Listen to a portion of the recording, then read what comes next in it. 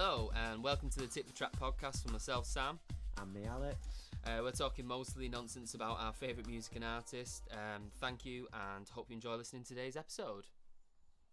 Cheers for the first podcast. Cheers. And we'll see how this goes. It might be the first and the last. So a little bit of background as to why we decided to do this. We love chatting about music, don't we? And we've been doing it for years, and I think we see a lot of stuff online, a lot of podcasts that we listen to, and I think it's just thought, why not? And particularly these two albums that we're going to be talking about. So obviously you're a massive Stone Roses fan, aren't you, Al? I am indeed. Yeah. And you like the Lars album as well? Yeah, I do, so it's going to be a tough one. Yeah. And I think this is where the conversation really started for me and Alex, was that, you know, I love the Stone Roses myself and the Lars, but I think for myself, I've always preferred the Lars album, and you being a massive Stone Roses album. And I think other points on it is these going against each other, two debut albums, both northern, influential, one from Manchester, one from Liverpool, which is quite important. And I think around similar time as well. Before people get too pedantic on that, I know it's 89 and 90, but this is the one we thought we'd start with. Yeah, exactly. But yeah, as you say, self-titled as well, which is always a good one. The Lars has got one more song on it, which you pointed out that most good albums have 11 on, didn't you? Always a good debut, has 11. But just talk to me, Al, just a little bit about sort of your first time listening to both these albums. So I think if I go for the Roses first, because I'd say that's been around in my life longer. Yeah. I'd say the Lars, obviously I always knew There She Goes and stuff, that's just always been there, but it was an album I probably only actually listened to, I reckon, when I was like 16, 17. Alright, really? Yeah, whereas Roses was just like my fam. I think a lot of it is circumstantial, isn't it? I think like my dad's a massive Roses fan, my sister is, who's a few years older than me, so I think just being around that, it's like I don't know the first time I heard Roses, I just always knew they were there through everything, like all the music videos and everything were just on in the house. Like they were soundtracks like Family Holidays and stuff like that. So yeah, they've kind of always just been there. Yeah, no. And similar for me, really. My dad's got me into both these bands, but I think a lot of my influences when listening to music, I mean, I love the sort of Manchester sort of scene of the music, and I'm a massive fan of the Smiths, but I think when I got more into the Beatles and stuff like that, and then I started listening to the Coral quite a lot, with this album you can see where the Coral have took inspiration from, and you can see where the Lars took the inspiration from the Beatles, and it kind of, for me anyway, it really does remind me, and I think a lot of people have said that this has been an introduction to Britpop, the Lars album. You know, it's quite a few years before that, but significantly I'd say that's the level of impact this had. And you could argue the Stone Roses as well. Yeah, I'd probably argue bigger if you say, only because if you're on Britpop and the attitude that carried on from the Roses, I feel like with the Roses it's more cultural impact, not just, you know, this is a great album. I think the way they walked and talked and looked like ordinary lads influenced generations to come, really. Yeah. And I feel like obviously you draw from the Lars sort of having a direct line from the Beatles, whereas I feel, which is great, but I feel like the Roses sort of brought in dance elements, 60s jangly pop sound with like the Birds and things like that, and then they sort of it came from multiple places to create, I think, something that's more unique, especially at that time. Yeah. Oh, so we're going in heavy here about the arguments already in the defence panel. Well, I mean, if we look at both these albums, and like I said, the tracks are just unbelievable for a lot of them, but if we was to break it down, what would you say is the highlight from the Stone Roses album? I think, that's hard, that though.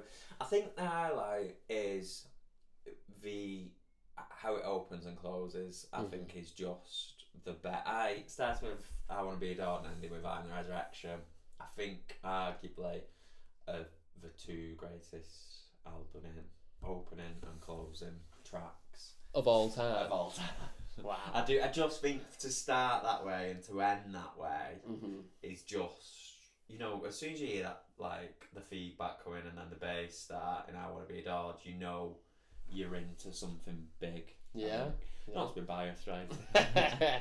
Well, I mean, I would have to say Son of a Gun is a brilliant opener, and that guitar, and like I said, I was lucky enough to see Lee Mathers in 2000 and, God, I want to say 2010 when he did some gigs back in Liverpool, and honestly, I think that opener and just like 1,000 Scousers just singing every word of that was just unbelievable. And then I'd also say Looking Glass as well as an ending of an album's fantastic. I must admit, I might be fighting a losing battle with I'm the Resurrection and I Want to Be Adored. But I personally, I just... Maybe it's the overplayedness of the Stone Roses for me. Which I do think it is a massive thing, and obviously you're saying, you know, Son of a Gun as an opener. That, again, how I say I Want to Be Adored sets a theme. Son of a Gun definitely does do the same thing, so it is quite a hard one to say. It's not like both, I think, as openers and closers are memorable moments. Yeah. It's not like you always know them two albums and what they open and close with. Yeah. Which I think is important for them to have. Yeah, definitely. And I think you can hear the continued sort of style inspirations throughout all the album, can't you, for both of these. And I think it's... What's great is it's got obviously inspiration, like you just mentioned, with the Stone Roses from like all the music in the 60s, like the Byrds and stuff, but you could imagine the time, and obviously we're quite young to be talking about this, but the cultural impact both these albums probably had on people musically, and especially I can't argue with the Stone Roses with that sort of Manchester sort of scene really sort of come to the height at that point, would you say? Yeah, definitely it did. I mean, it was the Manchester thing, wasn't it? Yeah. Which was obviously sort of was the precursor, I think, in many ways to like Britpop and what was to come next. So obviously if you look at, it was a scene around it. If you look at Inspired Carpets as well, Happy Mondays, which I love, and then Roses sort of more at the forefront. And I think another thing is the slow burning of it, and I think people catching on as they start hearing it more, and you know, because when they went on, it wasn't like album was released, and I don't believe, obviously I wasn't around, so I could be wrong, but like it was a massive straight away. I feel like people were listening, and people were still even catching on in maybe like 91 and stuff, and I think obviously with them not being able to do Second Coming due to all the legal battles they went through, it was a sort of like, I don't know, they were just always around, I think, and building in people's lives. Yeah, you're right with that, because I think by the time they did that famous Blackpool concert, wasn't it? So I think Empress Ballroom one, I think, was pretty soon after the album, but Spike Island, yeah. Maybe a year later, 2 years later. Yeah, and that was crazy. Whereas you look at the Lars probably in a different sort of taste, because I think especially obviously There She Goes was a massive hit, wasn't it? And probably, if you think about it, eclipsed anything of the Stone Roses album in terms of mainstream popularity. Yeah, I'd say so. I mean, what was the, I don't know, but the chart position of There She Goes, I guess. Oh yeah, so I probably should have done some research on that one. But I guess, I mean, the fact that it was picked up in film and stuff, wasn't it? Yeah, I mean, what film with what's the name in it where she's playing two twins? Is it Parent Trap? Yeah, it's in that, isn't it? That. Yeah. So obviously that's a big film to have. yeah, big American Disney film as well. I also think it's on a DFS advert, I think. Yeah, so no wonder Lee Mathers never needed to do anything else. Well, yeah, and we can go on to the issue. I think both these artists, shall we say, are a bit Maverick-like. Maybe just the front men, although...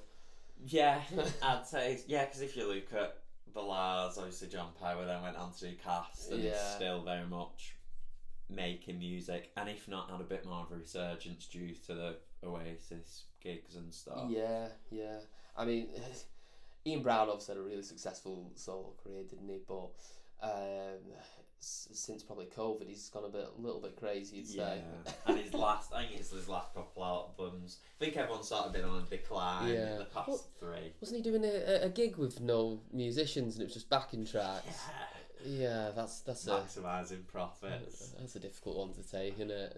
As a fan of music. Yeah, and I feel, you know, I mean, I suppose you might get to that, but you know, the lack of care that was there, I guess he's just cashing in a bit now, isn't it? Yeah. But you know what, at the time, I think But they've always sort of done things their way. Yeah. I mean, I guess both bands have. I mean, the way the Lars album took that long to record because he wasn't happy with it and had that many producers in. Obviously, I don't know if you mentioned the opening, but John Leckie, who produced Roses, did some versions for Lars that Lee Mavers wasn't happy with. Yeah. So that's another thing that sort of ties them. Yeah, I wonder what John Leckie thought of the album overall then. I know, it's probably a tough one, isn't it, when you've been wiped as producer and then you hear it. Yeah. Hearing some of John Leckie's versions though, but you don't know if it's because you're not as familiar with them, so you're always sort of, because I think it might have been There She Goes he did a version of. Yes. Obviously when you listen it's not got the same energy. Yeah. But you then don't know, is that because it's the version that's on the album is the one we know more, and that, like I say, has always been around. Yeah. And obviously I think you can't argue with the full band setup of the Stone Roses. Like the musician, like skill wise, they're all on a ridiculous level, and I think that was, especially in the early days of the band, quite key to why they were so good, wasn't it? Yeah, and I think maybe apart from Ian Brown, never. But this is where it shows a great melody and stuff, because even though he's not got the greatest voice, I don't think at the time, you really knew that. Maybe if you haven't watched them live, you probably figured it out. But I think because the way he had his melodies and Rennie's harmonies and stuff were really good. But I think if you're, so I'm obviously a guitarist, you're more familiar on bass. Yeah. I think if you do look at Manny as a bass player, very influential to bassists. John Squire for guitar, and then Rennie for a drummer as well. I'd say them grooves. I liked how you called me a guy on the bass rather than bassist. Do I not Bass. qualify for No. that? You're too rusty. Right, okay, fair enough. A guy who tinkers with it. What are you with guitar then? I was saying. I'm guitar. Right, okay, fair Accomplished guitarist. Fair enough, then, right. But no, that's funny because that's a time when we met as well, wasn't it? In college, with another person playing the Stone Roses, and I looked around the room, didn't I? That's how we were introduced together. But no, I mean, like I said, both these albums are so good for debut albums, and I think what we find from, it's funny with the Stone Roses one, because I know it's the late 80s, but it feels very much like a 90s album. Obviously, like the Lars was 1990. It feels like that genre of music, doesn't it? And this was like at the start of it. But I think I think as debut albums go, I can reel off obviously like Oasis, definitely, maybe, and what other albums have we got in the 90s, would you say, that are as strong as both of these? God, for a debut, I mean, there's some amazing albums, isn't there? And I feel like people got it took, like, if you look at Blur, I feel like they took a couple albums to sort of get going, which again was, they got pushed in a direction I don't think they were too comfortable with, because Roses were blowing up. Like if you listen to There's No Other Way, it's got that baggy sound on it that was that's so Roses inspired, because it was all the range, which I think again that shows the build of to influence like a band who comes a few years later. And I think that's happened with music all the way across, hasn't it, where something's the flavour of the month or even the year, and then engineers and producers are starting to push that sort of direction, aren't they, for new artists to do, because I mean, you got like the Blue Tones, didn't you, just sounded generically like a Stone Roses cover band, didn't but yeah, no, I think let's dive a little deeper into track by track. Obviously, I don't think I'm gonna get very far with you on I Want to Be Adored versus Son of a Gun, am I? Sorry. I mean, that's, but I think, for Son of a Gun, to me, to lose an argument shows how strong something against it is. Yeah. So obviously track 2 on the Stone Roses album, She Bangs the Drums. Greatest second track of all time. I don't think I'm going to get very far with any of this, am I? So obviously we've got I Can't Sleep on the Lars album. What are your thoughts with that song? So I really love I Can't Sleep. I think the Lars, for me, probably apart from Looking Glass, sets a standard and maintains that standard, and I feel like, you know, that's amazing to across an album and across the board. I think it sets an expectation out, but you stay at that level. Yeah. Whereas I feel like with the Roses, you just have the moments that are just a bit, you know, take you to another place again and bring a different energy. Because if you do look at it, I mean, yeah, Son of a Gun, I Can't Sleep fall very similar into the same category, I think, for me. But then I guess Timeless Melody is, maybe that is the step above, to be honest. Yeah, because, I mean, we're going to get to Waterfall and Timeless Melody. And I think that's a tough one for myself. But what I would say is, and this again comes from a place of just Waterfall being very overplayed. Yeah. I think, because I always look back, obviously me and you both went to Stone Roses when they first got back together, didn't we? Which was an amazing concert. But I think when they did it again a couple of years later in 2015, 16, was it? I think because I went watched them again at Wembley, I think. Oh, I feel like that was yeah, because they were, when they got back together, they were actually about for a few years. Yeah, weren't they? yeah, They released a couple songs. Didn't they do that thing where they were supposed to play Bene Kassim and they ended up getting moved down on the bit? I think so. I think there was a few things. There was like Rennie went home or something on one gig. I think there was tensions were coming back from what they'd been maybe the first time around. Yeah. Well, that's it. I mean, we can talk about the sort of the landscape of what the band sort of went through afterwards. Like you mentioned about the legal case. I'm not too familiar with all the legal case, so.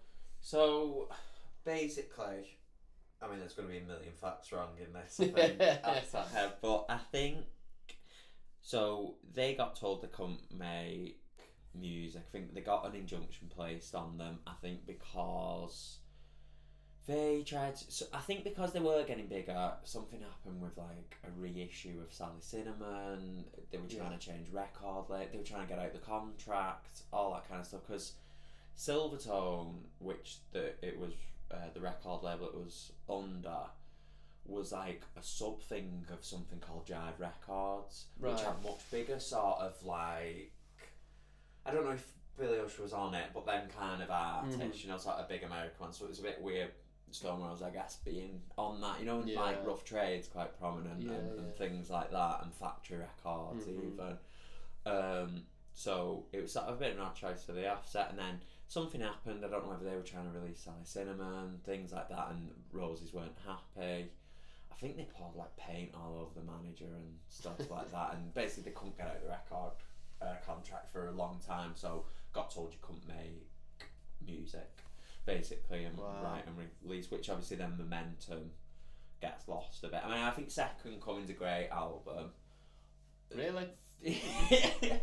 Like, yeah, okay, it has its flaws. The Led Zeppelin album? Yeah, it has its flaws, I would say, and you know, clearly not as strong. But what is? What? Yeah, I'll give you that, and I think that's, you know, a good example of that's probably the Lars, wasn't it? Because we know that Lee Manners was a massive perfectionist, and it took a while to get this album together with lots of fallouts with different producers. But when it came to do a second album, obviously a lot of addiction issues that have probably come into play as well, but that never materialised for one reason or another, and I don't know how true it is, but apparently a lot of it is that he's practically recorded a full album, but he just wasn't happy with anything and ended up just cutting it all. Yeah, and I think there's like famous quotes and stuff about people saying to him, when are you doing a second album? And his thing is always, when I've got the first one right. Yeah, which you got to admire in some ways. Yeah, you know? do. Because I mean, there's so many albums out there that's probably just got just pointless tracks on it that are just album fillers, haven't there? Which you can probably say the Stone Roses album's got a couple of fillers on it. I don't know if we're looking at the right track list to say fillers. I don't know. Is the one song that's just reversed? Yeah, but with new lyrics and stuff. Come on, there's a bit more to it than that. It's a bit lazy though, isn't it? No, I mean, they did love a reverse on Roses, particularly B-sides. It was, I think you can find Yeah, She Bangs the Drums as a reverse song. Obviously not on the album, but as a B-side somewhere. I think Made of Stone does. But is it not a bit lazy putting it on the album? No, because I think it has its own energy. Don't Start. I wonder if it's in reverse. Yeah, true. But I would, right, okay, back to track 3, Waterfall vs Timeless Melody, because I feel like I am being a bit pushy on Roses. I'll give you Timeless Melody. Okay. As a thing. And back to it then with Don't Stop and Liberty Ship. Liberty Ship, it's really hard that for 4v4 track position, because Liberty Ship's probably not my strong. Really? It's got to be better than a song that's in reverse. Yeah, but no. Okay, I'll agree. I don't like it. I'm not happy. Okay. But I'll agree. Okay. Bye Bye Badman and There She Goes. So funnily enough, how you talk about the overplayed nature of You Think the Roses and stuff. This is the one Lars song that it's an amazing pop song. Yeah. Right. There's no question. Can you play it on guitar? As play it on bass. As I said earlier, you can noodle it a bit on bass. Yeah. But so, Bye Bye Bad Man's an exceptional song. Yeah. I'm going to contradict myself with the overplayedness, because I just think There She Goes. If you were to hear both them songs for the first time, never heard them in your life, which do you think you'd prefer? Okay, you've got me on that one then. I think There She Goes. So I think I'm 3-2 up so far on albums. Yes, it turns out I'm not being that pushy. Well, no, I'll let you have the first two, and Son of a Gun's a hard one to give up, to be honest.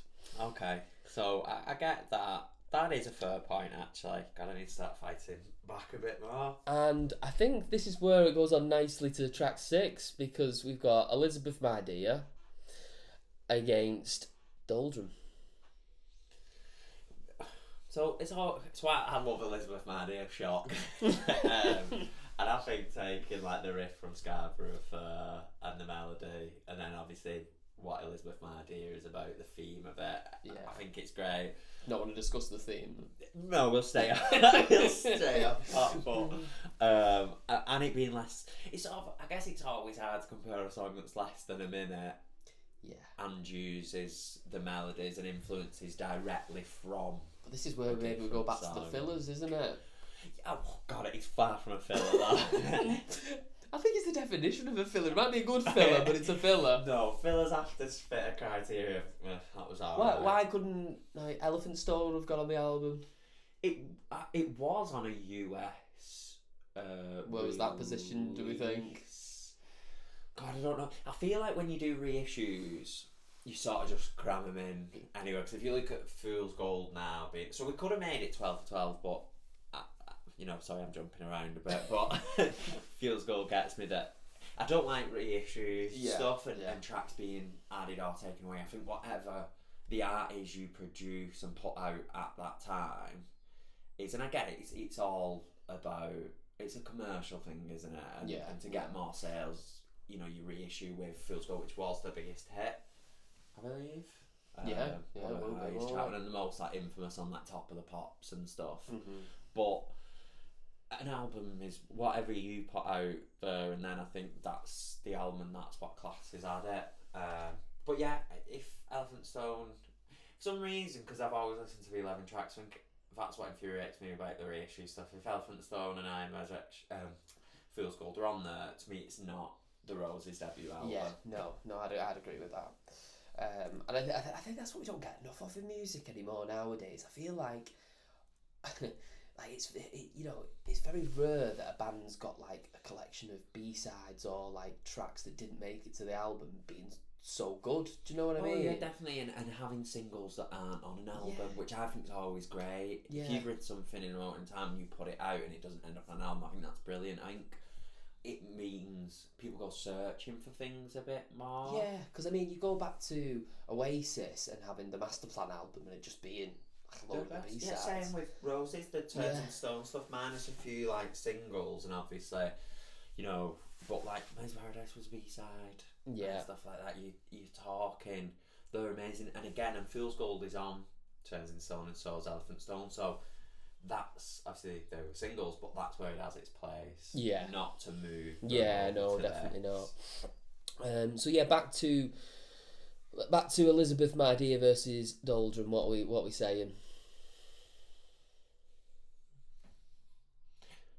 I'll give you Doldrum. Yeah. Because I doubt after that there's another one I'm going to get. Well, we'll see. I might fight the case for it. Okay. So we have got Sugar Spun Sister versus Feeling. They're both...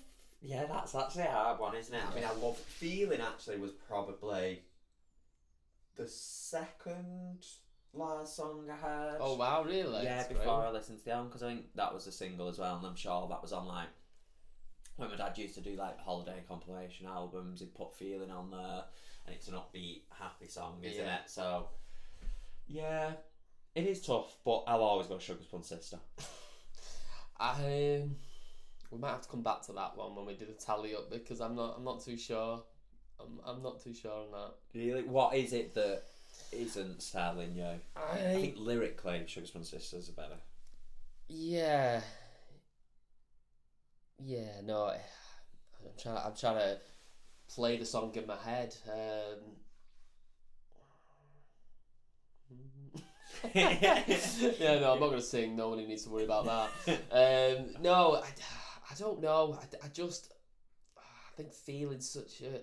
It's got, as you said, it's so upbeat and it's got such a sort of like... It really is the vibe of the album in that song, I think, Feeling. And I think it feels quite raw as well to listen to. Does. Well, it's almost like a sick... You know what I mean? That one I think could have been on a Beatles album. Yeah, and it kind of gives me a bit like the Kinks vibe and stuff like that. Yeah, it does. It's got sort of that quality about it, hasn't it? Like that saturation, proper, old school gear. Yeah, sort of that's it. And but are we looking back too much there? Do you know what I mean? Sugar Spun Sister at its time, I feel like is a brand new idea and a brand new song. Obviously takes influences, and then it's got quite, goes on a little bit of a psychedelic tangent, even slightly in the lyrics a bit. But I think the elements you bring in there, I think it's just a newer, more unique piece. Okay, alright, I'll let you have that one, seeing as I've had the last three. Okay, so we've got Made of Stone and Way Out. Now, before I went to the Roses reunion gig, Made of Stone, I actually would say, was probably like one of my, if it had a week, song on the album, but it was probably it. Really? Yeah. See, that was the opposite for me. That was probably one of my favourites. Really? I think I loved it for a bit. Yeah. And then I sort of... It's not one I used to return too much. Yeah. Obviously, on a full playthrough of the album, I wouldn't... it's not a skippable track.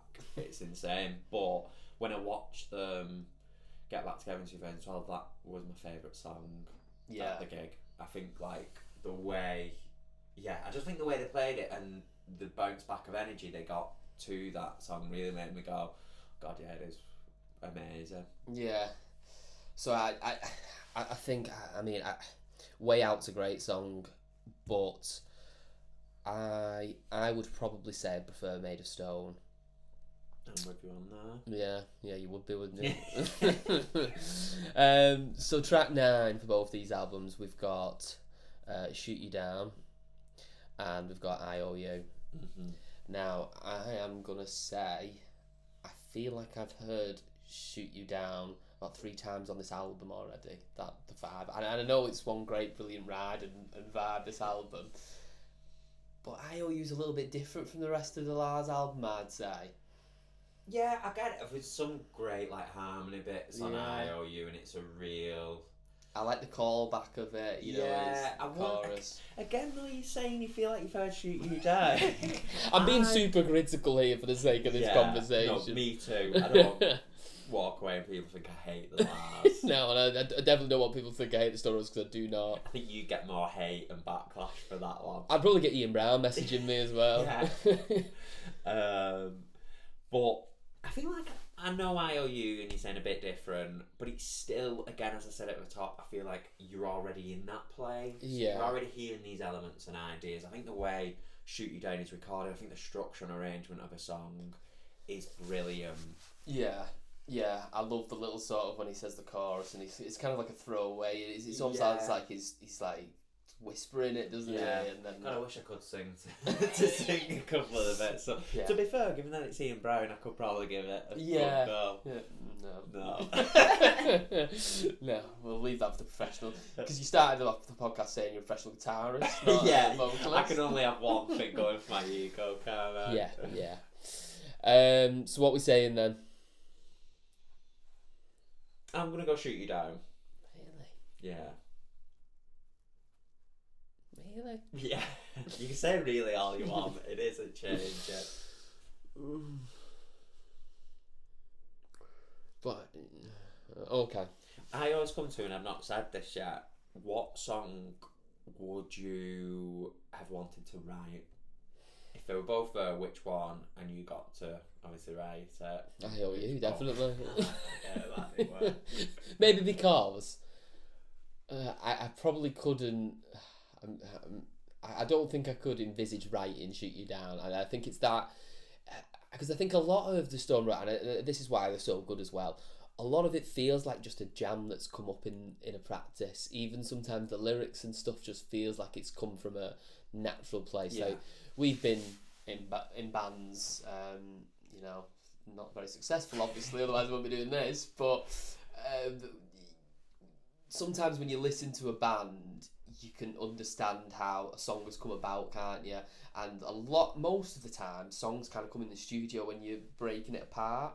But I think a lot of this album just sounds like they've turned into practice and just sort of just played, and then this amazing songs just come after it. Now again, that's because all the grooves sort of fit together. Yeah, and really nice. And and I think that goes from how naturally sort of talented they all are in this band. Whereas I think with the Still Lars album, we know the sort of level of perfectionist that Liam Mathers is around it.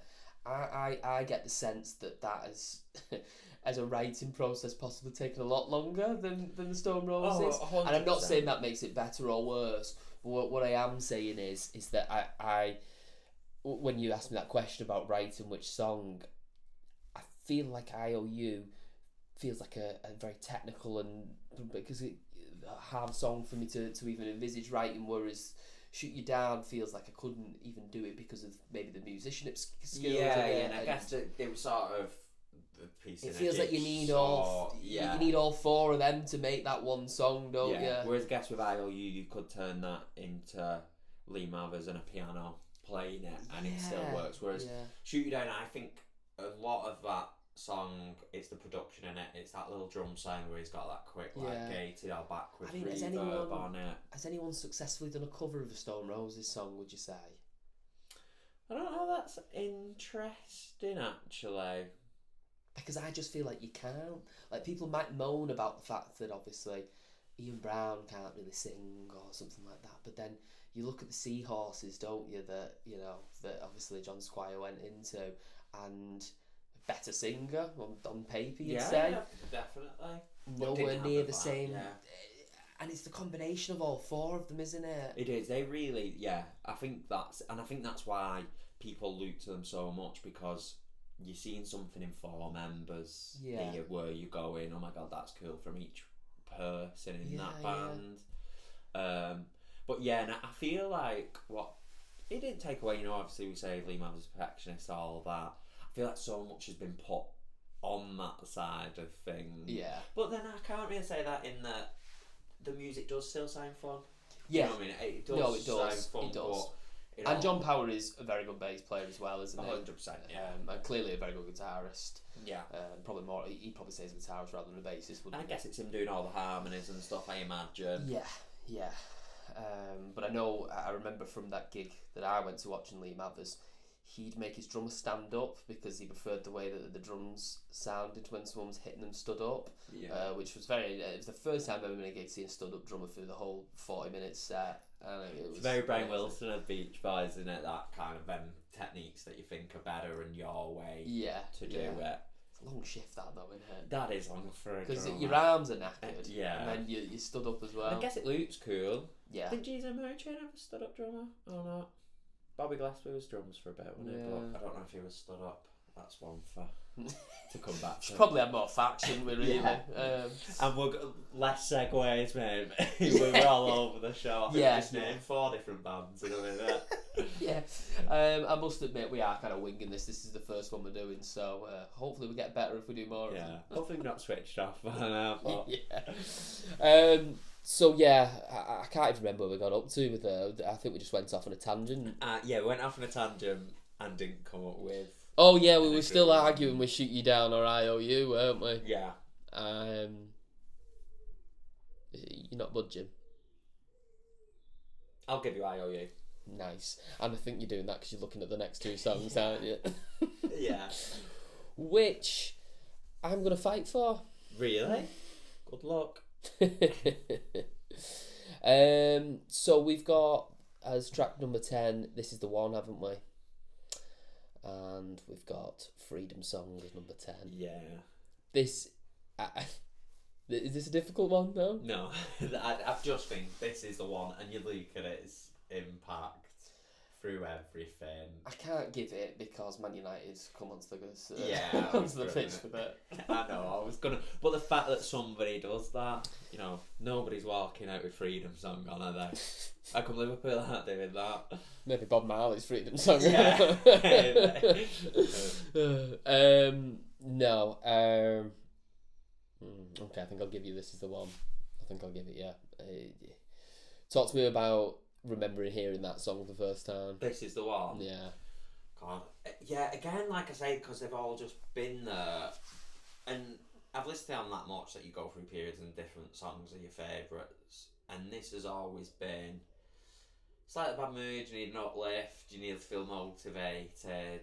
I just think the energy that This Is The One captures throughout the playing, the singing, the melodies, the bit of shouting in it, arrangement and structure. I just think it's a phenomenal song. And again, you know, you say it's United, non-United fans are probably like, oh, This Is The One, and now because it means it becomes overplayed. But I think to take a song and it be in that football realm that's, you know, you can't dispute that that's some.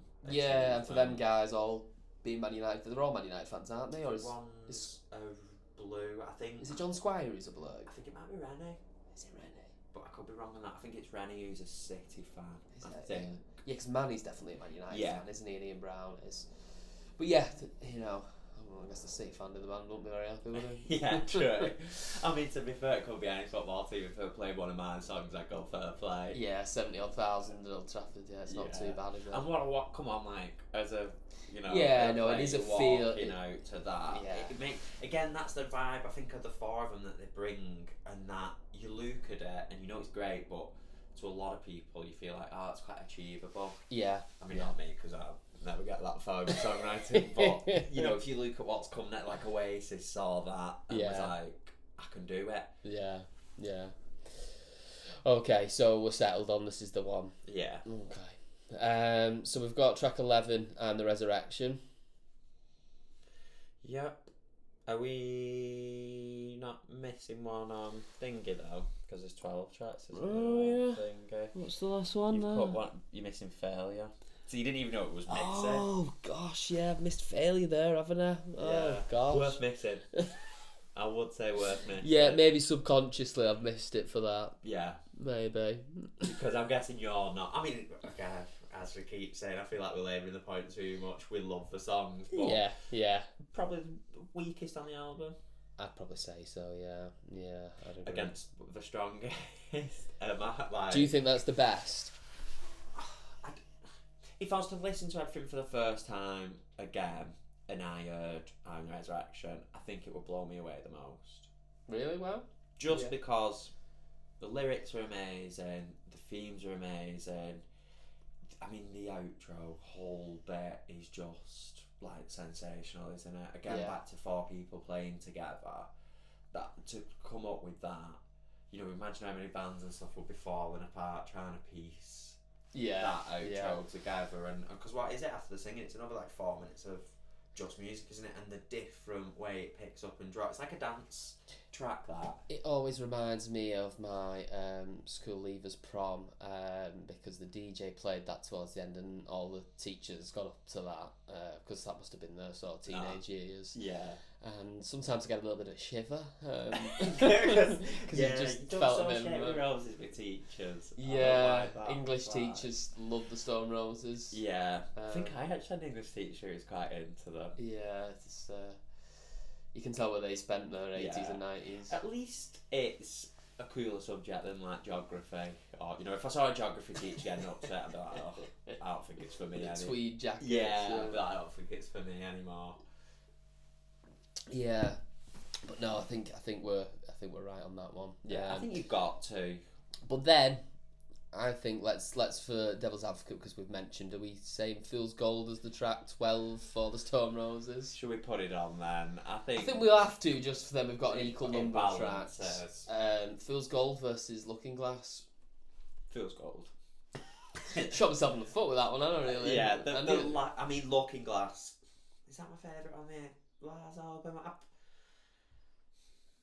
It's a great. Along with Timeless Melody, Yeah. I'd say it probably as a closer of an album is like that could close like any album. Yeah. Really. Yeah.